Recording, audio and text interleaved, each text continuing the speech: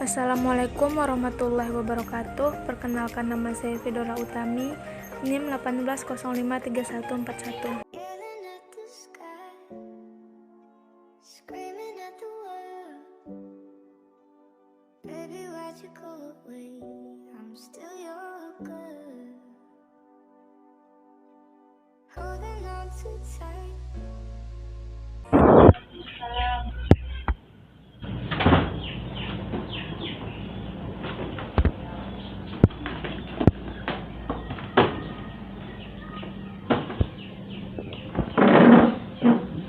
Silakan berdoa terlebih dahulu.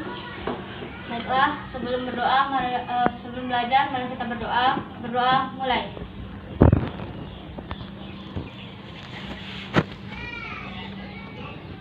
Berdoa selesai. Assalamualaikum warahmatullahi wabarakatuh. Waalaikumsalam warahmatullahi wabarakatuh. Assalamualaikum dulu. Baiklah anak-anak, siapa yang tidak hadir hari ini? Hadir semua, Bu.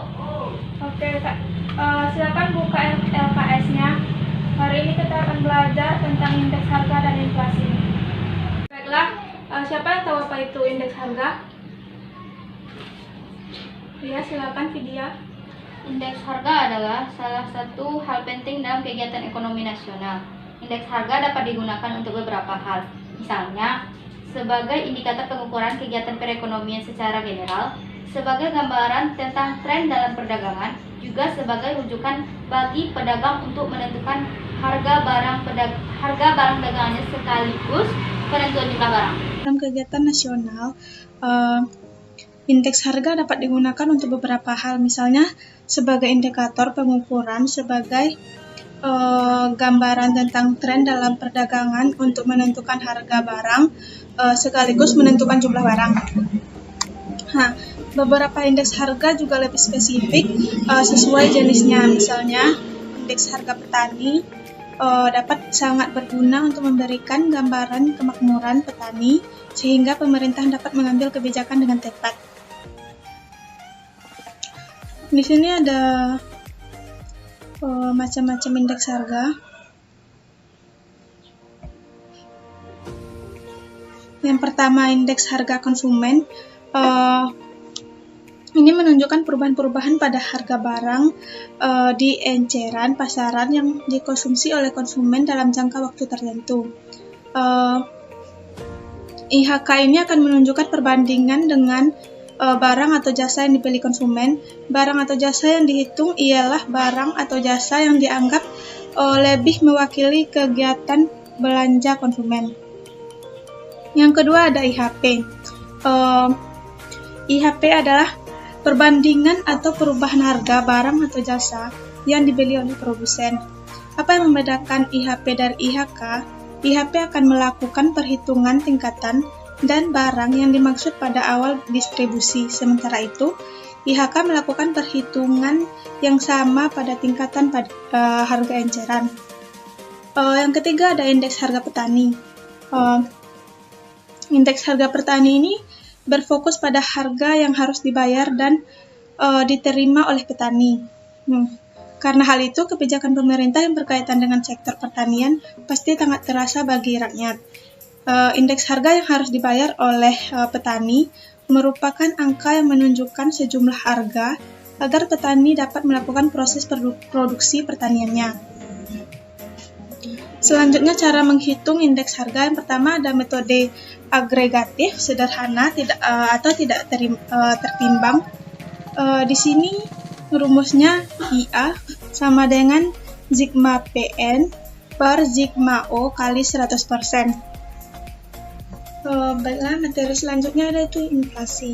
Inflasi adalah keadaan di mana harga-harga mengalami kenaikan secara terus-menerus dan berkepanjangan dalam kurun waktu yang panjang sehingga mengakibatkan nilai inflasi turun. Nah, inflasi ini terjadi karena munculnya keinginan yang berlebihan dari suatu kelompok masyarakat yang ingin memanfaatkan lebih banyak barang dan jasa yang tersedia di pasaran. Karena keinginan yang terlalu berlebihan itu, permintaan menjadi bertambah, sedangkan penawaran masih tetap, yang akhirnya mengakibatkan harga menjadi naik.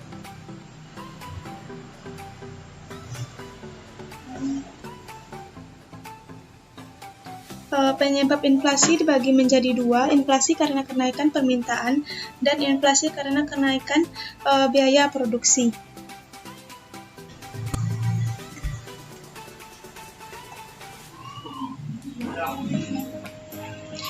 Penyebab inflasi dibagi menjadi dua. Yang pertama, inflasi karena kenaikan permintaan barang. Yang kedua, inflasi karena kenaikan biaya produksi.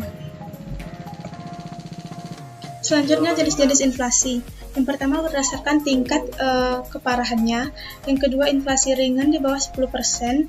Inflasi sedang yaitu 10% sampai 30% yang sudah mulai mempengaruhi perekonomian, terutama pada masyarakat yang penghasilannya tetap dan pas-pasan.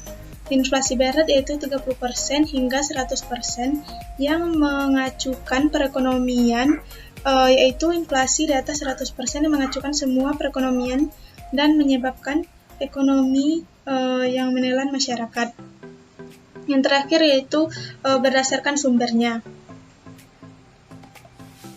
Selanjutnya cara menghitung inflasi. Di sini ada indeks harga konsumen tahun dihitung dikurang indeks harga konsumen tahun dihitung 1 per indeks harga konsumen tahun dihitung dikurang 1 dikali 100%. Selanjutnya dampak inflasi. Dampak inflasi ini ada dampak terhadap pendapatan, terhadap ekspor, terhadap keinginan masyarakat untuk menabung, dampak terhadap kalkulasi harga bahan.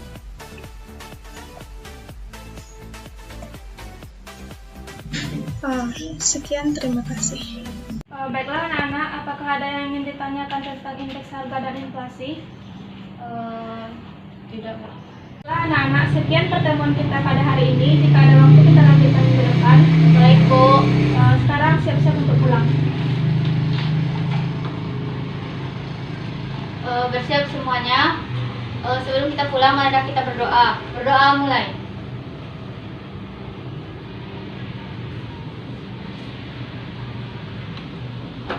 Assalamualaikum warahmatullahi wabarakatuh. Waalaikumsalam warahmatullahi wabarakatuh.